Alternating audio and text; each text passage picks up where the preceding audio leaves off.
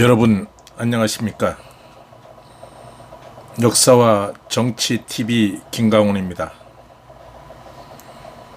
오늘날 우리나라는 국가적 위기에 봉착해 있습니다.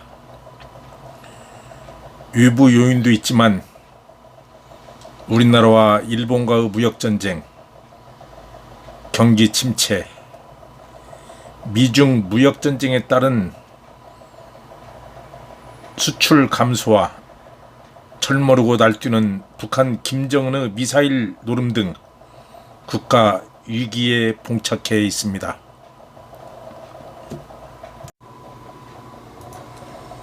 이러한 위기를 누가 만들었을까요? 외부 여건과 외부 적도 있지만 바로 한국을 지배하는 지배 세력이 만들었습니다.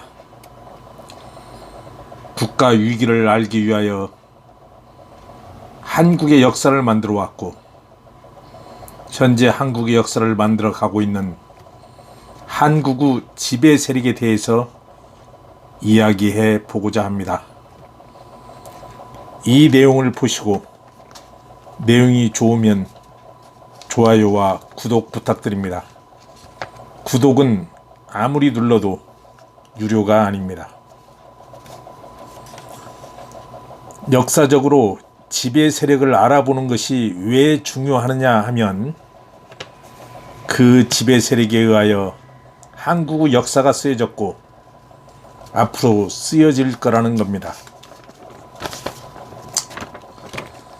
한 국가에 어떤 지배 세력이 등장하느냐에 따라 그 나라의 정치, 경제, 사회, 문화, 예술 등 모든 분야에서 변화가 일어나며 그 지배 세력이 잘하느냐 못하느냐에 따라 흥망성쇠가 달려있는 것입니다.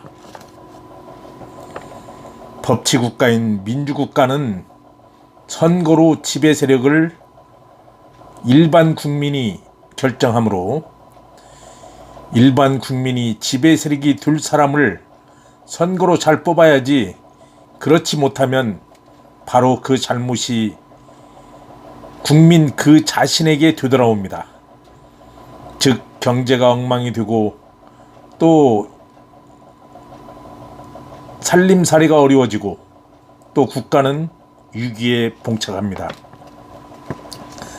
만약 여러분이 선거를 했을 때 그 지역의 시장 군수를 잘못 뽑으면 그 시군이 잘못되고 특별시나 광역시도지사를 잘못 뽑으면 그 시도가 잘못되고 한 나라의 지도자를 잘못 뽑으면 그 나라 전체가 위태로워집니다. 또한 지배 세력은 항상 서로 권력을 잡으려고 다투기 때문에 지금의 여당과 야당처럼 두세 개의 세력이 서로 갈등하고 싸우고 죽이고 감옥에 집어넣고 하면서 권력 투쟁을 하고 있죠. 역사는 항상 이긴 자들이 쓰기 때문에 승리자의 편에서 쓰게 되고 또 승리자들이 그것을 조작합니다.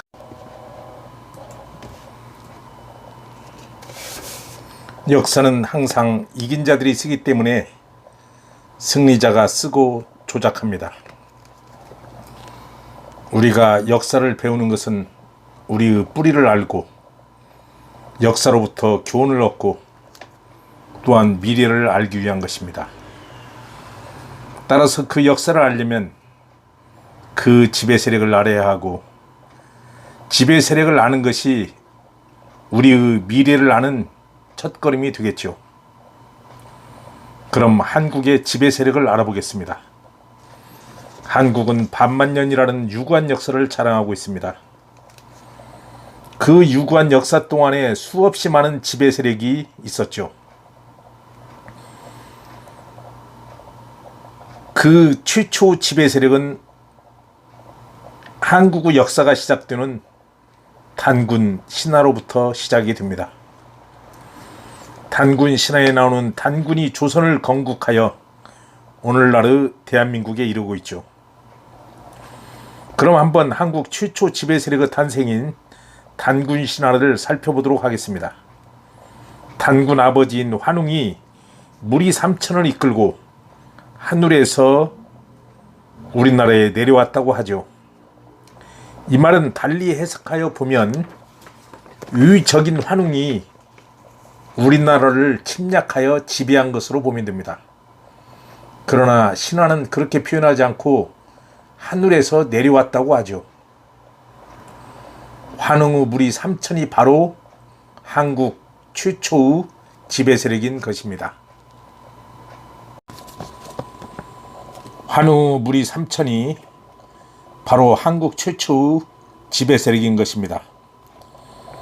환웅이 무리 3,000명을 데려와 한반도를 지배하자 한반도 내에 있던 토착 세력인 곰을 토템으로 믿는 부족과 호랑이를 토템으로 믿는 양대 부족이 자신들의 기득권을 유지하기 위해 외부 세력인 환웅에게 각자 딸을 바쳤는데, 이러한 행위를 신화에서는 곰과 호랑이가 굴속에서 백일 기도를 하여 사람이 되고자 하였는데, 끈기 있는 곰은 쑥과 마늘을 먹고 백일 기도를 하여 사람으로 환생하였고, 호랑이는 참지 못하고 뛰쳐나가 사람으로 환생을 못했다고 하는 내용이 단군 신화의 내용인데, 그 내용을 보면 환웅이 곰을 토템으로 믿는 그 부족의 딸을 취했다는 것입니다.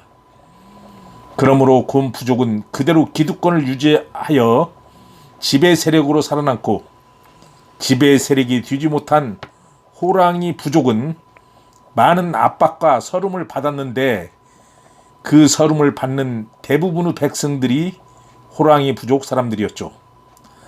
따라서 그 서름이 토템 무속신앙으로 승화하여 호랑이가 산신령이라는 형태로 한국 무속의 뿌리가 되어 절의 산신각 속에 산신령으로 남아 있습니다.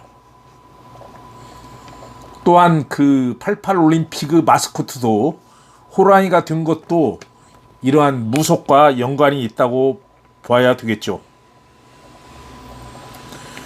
불교에서는 여러 도승들이 한국의 불교를 포교하면서 호랑이 토템인 무속신앙이 워낙 강하게 자리 잡고 있기 때문에 이러한 무속신앙의 토대를 무시하고서는 불교를 포교할 수 없자 바로 그 여러 도승들이